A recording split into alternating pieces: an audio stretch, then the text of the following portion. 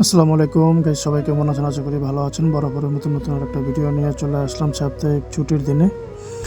তাই বের হয়ে গেলাম আপনাদের জন্য নতুন একটা ভিডিও করার জন্য। এখন আমার সামনে যেটা দেখতে পারতেছেন, এটা হচ্ছে মালয়েশিয়ার সব থেকে ফেমাস একটা জায়গা মাদ্দাকা, যেখান থেকে স্বাধীনতার ঘোষণা দেওয়া হয়েছিল।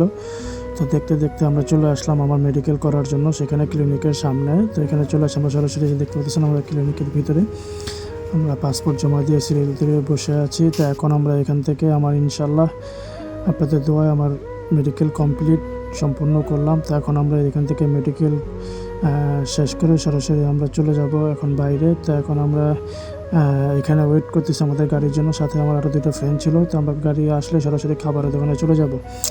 তো এখন এখান থেকে দেখতে পাচ্ছেন আমরা দুপুরে আজকে লাঞ্চ করলাম আপনার সাদা পোলাও ও কালাবোনা, সাথে সবজি, ও আমার বন্ধু খাচ্ছে তেহারি। তো এখান থেকে খাওয়া দাওয়া করে আমরা হাঁটতে হাঁটতে চলে আসলাম বাড়ির উদ্দেশ্যে। তো আসলে যে গরম পড়ছে, প্রচণ্ড গরম পড়ছে, যা বলার বাইরে। প্রচুর প্রচুর পরিমাণ গরম। তো তাই আমরা কী করবো চিন্তা করলাম, সিদ্ধান্ত নিলাম ডাবের পানি খাবো। তাই চলে আসলাম আমরা ডাব খাইতে। তো এখন আমরা এখান থেকে ডাব খাওয়া দাওয়া হলে আমরা সরাসরি আপনার চলে যাব আমাদের যে আরেকটা স্থান আছে সেখানে। তো এই যে আপনারা দেখতে পাচ্ছেন, এটা হয়েছে কি আপনার মালয়েশিয়ার সবথেকে বড় মসজিদ, যেটা হয়েছে কি কোলালামপুরে, ঠিক আছে, মসজিদ ইন্ডিয়া। খুবই সুন্দর মসজিদটা, খুবই সুন্দর। আর এটা দেখতে পাচ্ছেন একটা শপিং মল, বাইরের সাইডে অনেক দোকানপাট, খাবারের দোকান। যারা খাবার পছন্দ করেন তাদের জন্য এখানটা বেস্ট, খুবই সুন্দর।